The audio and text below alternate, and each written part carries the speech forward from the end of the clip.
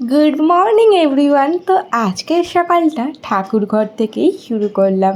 তো সবাইকে সবার প্রথমে জানাই রাখি পূর্ণিমার অনেক অনেক শুভেচ্ছা।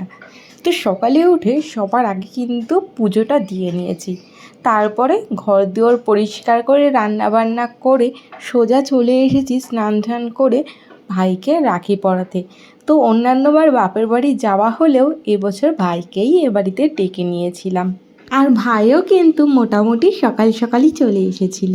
তবে এবছর রাখি পূর্ণিমা মোটামুটি 1:30টার পরেই পড়েছিল, ওই কারণে আর কি আজ একটু দেরি হয়ে গেছে। তো কিছু তো করার নেই, আর কি করা যাবে। অন্যান্যবার যেহেতু সবাই মিলে একসাথে রাখি পরাই, সবাই মিলে এক জায়গায় হই হুল্লোড় করি, তো এবছর যেন সেই মজাটা আর করতে পারছি না। অন্যান্যবার কিন্তু সাজগোজ ফটোশ্যুট করা অনেক কিছুই হয়, তবে ওই যে বললাম এবার আর মনটা ঠিকঠাক নেই, যেহেতু সবাই আমরা একসাথে নেই, ওই কারণে এবছর কিন্তু আর সাজগোজ কোনো কিছুই করা হয়নি। তো ওকে রাখিটা এখন পরিয়েছিলাম ঠিকই, তবে ওর গিফটটা কিন্তু আমি এখন দিতে পারিনি।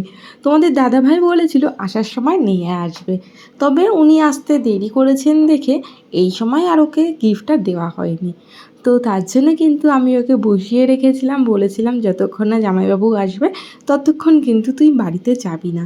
তো বাড়িতে গেলে আমার বোন আবার ওকে রাখি বাঁধবে, ওই কারণে কিন্তু ওরও একটু বাড়ি যাওয়ার তাড়া ছিল। আর বোন যেহেতু ওদিকে অফিসে গেছিলো, তো ওই কারণে কিন্তু ও একটু বাঁচোয়া ছিল, যে খুব বেশি তাড়াহুড়ো করে ওকে বেরাতে হয়নি। তো যাই হোক, আমার কিন্তু এখানে রাখি পরানো কমপ্লিট। তবে ভাই আমার জন্য যে গিফটটা এনেছিল, অ্যাকচুয়ালি ও আমার জন্য ক্যাডবেরি সেলিব্রেশন এনেছিল, তবে সেটা কিন্তু আর এক পিসও আমার কপালে জোটেনি। যাই হোক, এটা হচ্ছে আমাদের তোজো চিনির প্রথম রাখি। আসলে আগের বছর কিন্তু ওরা অনেকটাই ছোট ছিল, ওই কারণে আর আগের বার ওদেরকে কিন্তু রাখি বাঁধানো হয়নি। তো যাই হোক, আমি সে বেঁধে দিলাম লাস্ট পর্যন্ত, কারণ চিনি তো আর দড়িটা বাঁধতে পারবে না, ওই কারণে চিনিকে দিয়ে জাস্ট একটু ছুঁইয়ে দিলাম। চিনি তো প্রথমে তোজোকে রাখি পরাতেই চাইছিল না, কারণ এই রাখি পরানোর জাস্ট কিছুক্ষণ আগেই ওদের মধ্যে খুব বিশাল ঝামেলা হয়ে গেছিলো। তো চিনিকে বললাম তুমি যদি তোজোকে রাখি বাঁধো তাহলে কিন্তু তোজো তোমাকে একটি ক্যাডবেরি দেবে। তো তোজো বললো আমার ক্যাডবেরি, আমি বললাম তুমিও একটি ক্যাডবেরি পাবে। তো যাই হোক, ওদের মধ্যে কিন্তু রাখি বাঁধাবাঁধি কমপ্লিট। তারপরে এখানে দেখো দুজনে মিলে বসে পড়েছে মিষ্টির প্লেটটা নিয়ে। তো ওরা কিন্তু মোটামুটি সন্দেশ মিষ্টিটা খেতে বেশ ভালোই বাসে, তো ওই কারণেই কিন্তু আমিও আর বারণ করিনি। যাই হোক, ওদের মিষ্টি খাওয়া কমপ্লিট হয়ে গেলে আমি কিন্তু এখানে ওদেরকে ভাত খাওয়াতে নিয়ে বসে পড়েছিলাম। আসলে ওই যে বললাম আজকে অনেকটাই দেরি হয়ে গেছিলো, তো যার জন্য আমি ভাবলাম যে একটু মিষ্টি খাচ্ছে খাক, তারপরে না হয় দুটো ভাত খাইয়ে দেবো। আজ কিন্তু সেরকম কোনো কিছুই রান্না করিনি, শুধু চিকেন আর ভাতই রান্না করেছিলাম, কারণ ওদিকে আমার গ্যাস শেষ হয়ে গেছিলো। তো যার জন্য কি করলাম, নিচের ঘরে গিয়ে শাশুড়ি মার গ্যাসেই কিন্তু আমি রান্নাটা করে নিলাম। তো এখানেই এখন আমি তোদের চিনিকে খাইয়ে দাইয়ে একটু ঘুম পাড়িয়ে দিয়েছিলাম, তারপরেই চলে এসেছিলো কিন্তু আরও একটি গিফট। এটা আমি নিজেকেই নিজে গিফট করলাম। তো আমি কিন্তু এখানে একটি আগারোর হেয়ার ড্রায়ার অর্ডার করে দিয়েছিলাম, তো সেটাই কিন্তু আজ চলে এসেছে। তো আমার মোটামুটি একটু প্রবলেম হচ্ছিল, কারণ এর সাথে কিন্তু আরও দুটো টুলস ছিল, সেই দুটো কিন্তু দেয়নি। যাই হোক, এবারে আমি হেয়ার ড্রায়ারটাকে চেক করার জন্য প্লাগে ঢুকিয়ে এটাকে একটু ইউজ করে দেখলাম যে যা যা আর কি কন্ডিশনের মধ্যে ছিল সেগুলো সব কিছু ঠিকঠাক আছে কি না। আসলে আমি অনেক জায়গায় অনেক কিছু রিভিউ দেখে তারপরেই কিন্তু এই আগারোর হেয়ার ড্রায়ারটা অর্ডার দিয়ে দিয়েছিলাম। তো যাই হোক, এখানে কিন্তু আমার হেয়ার ড্রায়ার একদম ঠিকঠাক আছে, কিন্তু সমস্যা হচ্ছে এর সাথে এই যে দুটো টুলস ছিল সেই দুটো কিন্তু দেয়নি। এমনি এটা পুরো পারফেক্ট। তারপরে সন্ধ্যাবেলায় আমার কাছে চলে এসেছিল এক বিখ্যাত মডেল।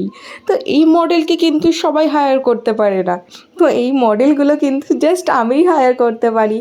তো ও হচ্ছে আমার ননদের মেয়ে, ও কিন্তু ছোটোবেলার থেকেই খুব সাজতে পছন্দ করে।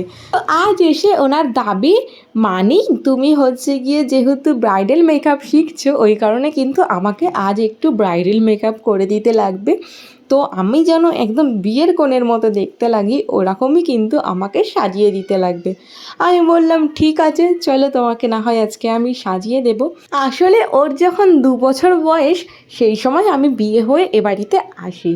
আর সে সময় কিন্তু ও কারোর কোলে যেতে চাইতো না, জাস্ট কান্না করতো।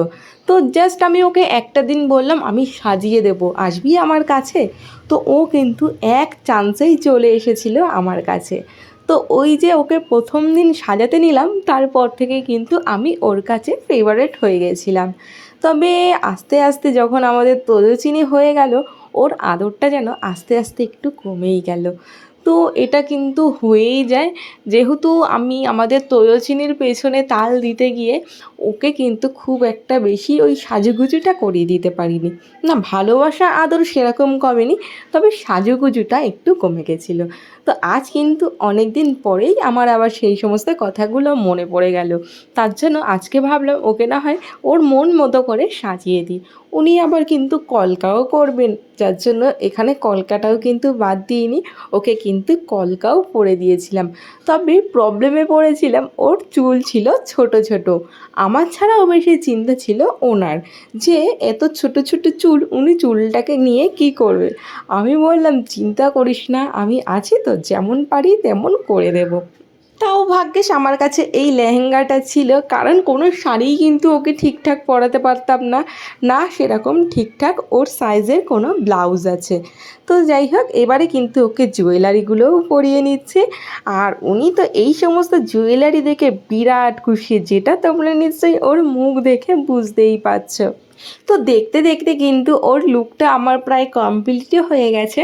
তবে ওর মাকেও আমি ডেকে নিয়েছিলাম, যেহেতু লেহেঙ্গাটা অনেক বড় ছিল, তো ও এই সাজে কিন্তু বাড়ি অবধি যেতে পারতো না। তো যাই হোক, এখানে যেহেতু উনি সাজুগুজু করেছিলেন, ওই কারণে কিন্তু ভিডিও কলে দেখো ওই সবাইকে দেখাচ্ছে, মানে ওর বাড়ির লোকজনকে। তো এখানে নিশ্চয়ই ওর পোজ দেখে তোমরা বুঝতেই পারছো ও ঠিক কতটা পাকা, আরও কতটা সাজুগুজু করতে বেশ ভালোই বাসে।